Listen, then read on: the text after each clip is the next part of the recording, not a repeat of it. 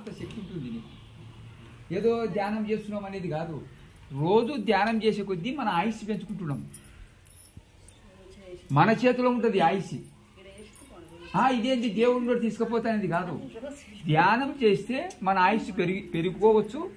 మనం ఎప్పుడు పోవాలనుకుంటే ఎప్పుడు పోతాం. చూడండి, ఈ 2 పదాలు ఎట్లా ఉందంటే బ్రహ్మాండంగా ఉంది. ధ్యానం చేస్తే ఏమవుతుంది, మనకు ఆయుష్ పెరుగుతుంది. మనం ఎప్పుడు కావాలనుకుంటే అప్పుడు మనం వెళ్ళొచ్చు. ఇది కూడా ఒక ఛాన్స్. అంటే ధ్యానం చేస్తే ఇంత అద్భుతమైన ఫలితం అంటే ఏ దాంట్లో లేదు, ఎక్కడ లేదు, ప్రపంచంలో ఎక్కడ లేదు దీనంతా.